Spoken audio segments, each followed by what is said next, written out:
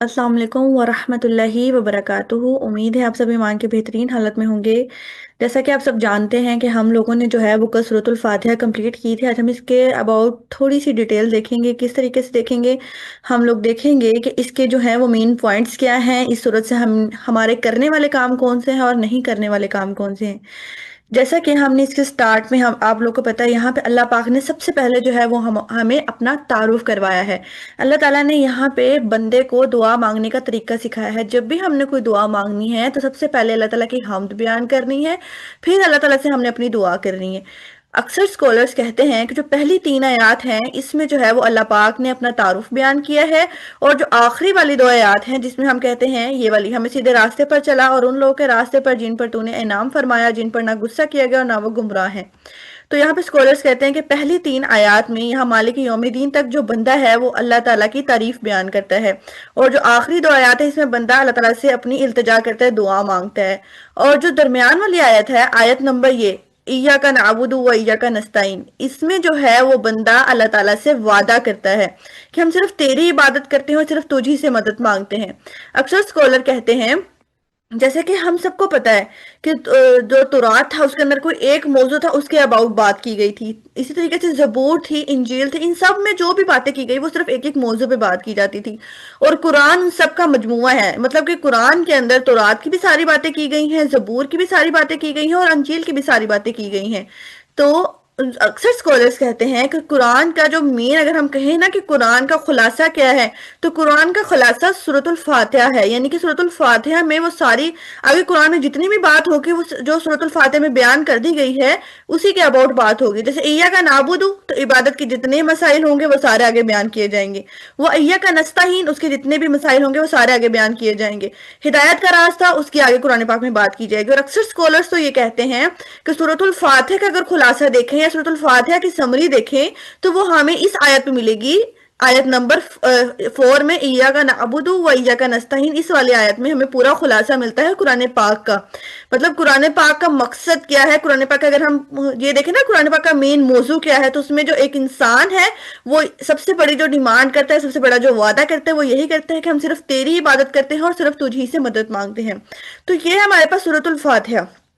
अब अगर हम देखा जाए तो सूरतुल फातिहा में हमने बहुत सारी चीजें डिस्कस की हैं। हमने मालिक की हम्द का जिक्र किया है और अपने वादे का भी जिक्र कर लिया और अल्लाह ताला से हिदायत भी मांग ली है। तो यहाँ पे मैं आपके सामने थोड़ा सा कुछ रखना चाहूंगी, वो ये है कि सूरतुल फातिहा में ना देखें, अल्लाह ताला ने कहा है कि अल्लाह ताला ने यहाँ पे हमारा तरीका मतलब बताया है कि हमने किस तरीके से दुआ मांगनी है।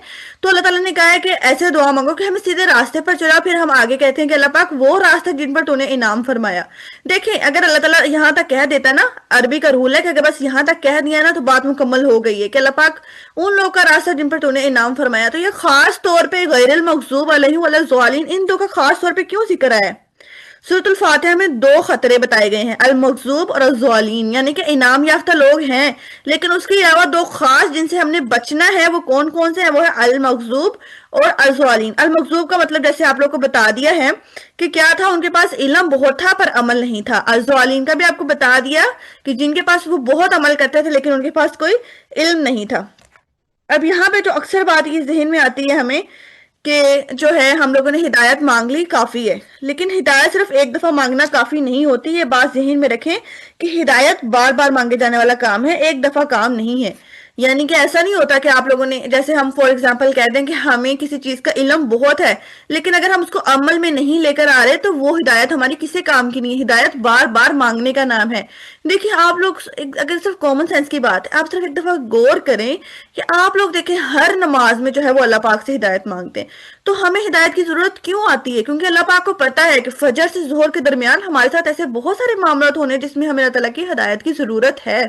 इसी वजह से हम हर नमाज में अल्लाह ताला से हिदायत मांगते हैं। दूसरी बात ये कि हम लोगों ने यहाँ पे अल मखजूब लोग का रवैया पढ़ा कि उनके पास इल्म था पर अमल नहीं था। ये कैसे था?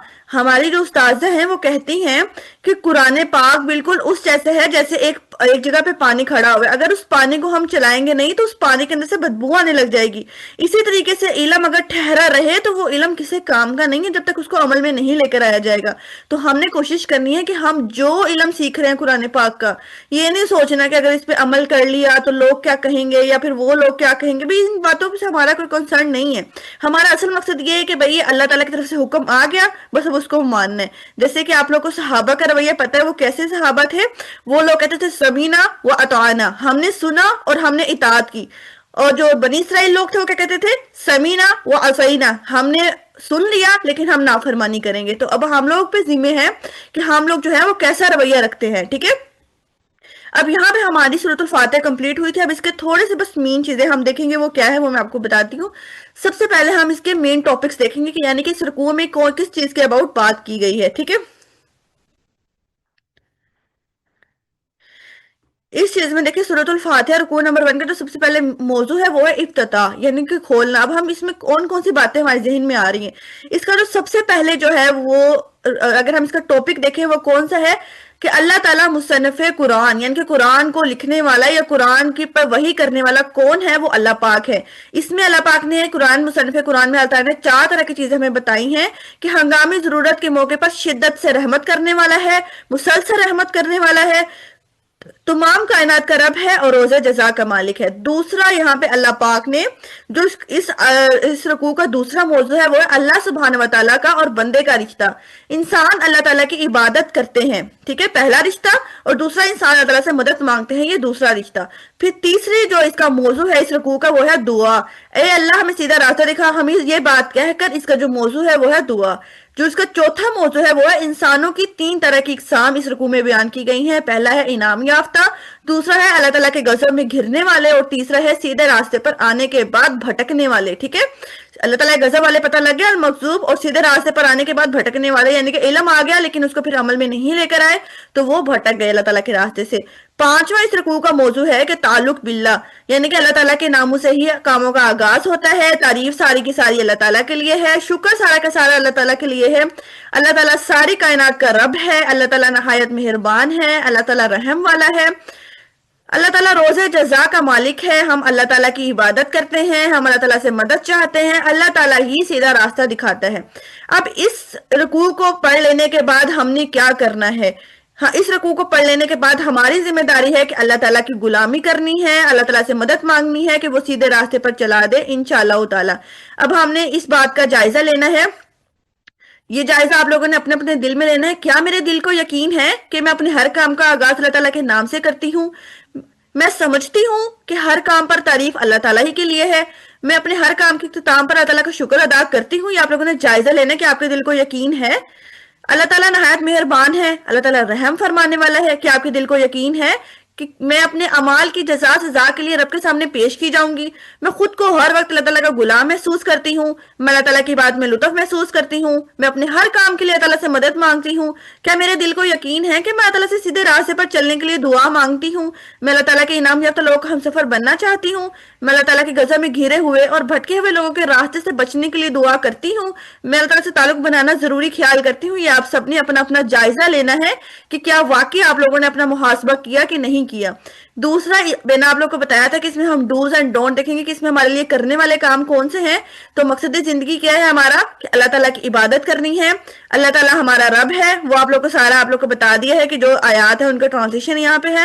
رسول پاک صلی اللہ علیہ وآلہ وسلم ہمارے رہنما ہیں، رسول صلی اللہ علیہ وآلہ وسلم نے اللہ تعالیٰ کے نام سے کاموں کا آغاز کرنا سکھایا، رسول پاک صلی اللہ علیہ وآلہ وسلم نے شکر ادا کرنا سکھایا، رسول پاک صلی اللہ علیہ وآلہ وسلم نے اللہ تعالیٰ کو اپنی یادوں میں بسانا سکھایا، رسول پاک صلی اللہ علیہ وآلہ وسلم نے اللہ تعالیٰ سے امید باندھنا سکھایا، رسول صلی اللہ علیہ وآلہ وسلم نے اللہ تعالیٰ کی غلامی کا اعتراف کرنا سکھایا، رسول پاک صلی اللہ علیہ وآلہ وسلم نے اللہ تعالیٰ سے مدد طلب کرنا سکھائی، رسول پاک صلی اللہ علیہ وآلہ وسلم نے اللہ تعالیٰ سے دعائیں کرنا سکھائی، رسول پاک صلی اللہ علیہ وآلہ وسلم نے اللہ تعالیٰ سے ہدایت طلب کرنا سکھایا، صراط مستقیم پر چلنا سکھایا، انعام یافتہ لوگ کے طریقے پر چلنا سکھایا، ہمیں گمراہی سے نفرت دلائی، اللہ تعالیٰ کے غضب سے ڈرایا اور اللہ تعالیٰ کے غضب سے بچنے کے لیے ہمیں دعائیں سکھائی۔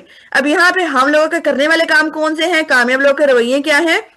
کامیاب لوگوں کے رویے دیکھ لیں کہ اللہ تعالیٰ کے ناموں سے کاموں کا آغاز کرنا ہے انشاءاللہ تعالیٰ، اللہ تعالیٰ کی نعمتوں پر اس کا شکر ادا کرنا ہے، اللہ تعالیٰ کی تعریف کرنی ہے، ہر کام کے اختتام پر اللہ تعالیٰ کا شکر ادا کرنا ہے، اللہ تعالیٰ کو اپنی یادوں میں بسانا ہے، اللہ تعالیٰ سے امید باندھنی ہے، اللہ تعالیٰ کی غلامی کا اعتراف کرنا ہے، ہر کام میں اللہ تعالیٰ سے مدد طلب کرنی ہے، اللہ تعالیٰ سے دعائیں کرنی ہے، اللہ تعالیٰ سے ہدایت طلب کرنی ہے، صراط مستقیم پر چلتے رہنے کی دعائیں کرنی ہے، انعام یافتہ لوگوں کے ساتھ راستے پر چلنے کی دعائیں کرنی ہے، انعام یافتہ لوگوں کی زندگی کے بارے میں جاننا ہے، اللہ تعالیٰ کی غضب سے بچنے کی دعائیں کرنی ہے، گمراہی سے بچنے کی دعائیں کرنی ہے، اللہ تعالیٰ کی ناراضگی کے اسباب جاننے کی کوشش کرنی ہے، اللہ تعالیٰ کی ناراضگی سے بچنے کی کوشش کرنی ہے، گمراہی کے اسباب جاننے کی کوشش کرنی ہے، گمراہی سے نفرت کرنی ہے، گمراہی سے بچنے کی کوشش کرنی ہے، اللہ تعالیٰ کا خوف رکھنا ہے اور اللہ تعالیٰ سے ڈرتے رہنا ہے، اور ہم نے کون سے کام نہیں کرنے؟ ہم نے 2 کام نہیں کرنے، کیونکہ یہ ناکام لوگوں کے رویے ہیں۔ وہ کون سے ہیں؟ کہ اللہ تعالیٰ کے غضب کا مستحق بننا اور گمراہی اختیار کرنا۔ اب ہمارا کام کیا ہے؟ آپ لوگ کو بتا دیا ہے کہ اللہ تعالیٰ کی غلامی کرنی ہے اور اللہ تعالیٰ سے مدد مانگنی ہے کہ وہ سیدھے راستے پر چلا دے انشاءاللہ تعالیٰ۔ اب لاسٹ پہ آپ لوگوں نے یہ دیکھنا ہے کہ آپ کی منزل کہاں ہے۔ منزل کیا ہے؟ کیا میں نے اللہ تعالیٰ کی عبادت کرنے کا ارادہ کر لیا ہے؟ کیا میں نے اللہ تعالیٰ سے مدد مانگنے کا ارادہ کر لیا ہے؟ کیا میں نے انعام یافتہ لوگوں کے گروہ میں شامل ہونے کا ارادہ کر لیا ہے؟ انشاءاللہ تعالیٰ آپ نے اس سے اپنا جائزہ لینا ہے، ٹھیک ہے؟ کیونکہ سورۃ الفاتحہ ہی مین چیز ہے ہمارے پاس، کیونکہ ہر نماز میں ہم جو ہے وہ سورۃ الفاتحہ پڑھتے ہیں، تو آپ لوگوں نے کوشش کرنی ہے کہ اس سورۃ الفاتحہ کو اپنی زندگیوں میں شامل کر لیں انشاءاللہ تعالیٰ۔ اب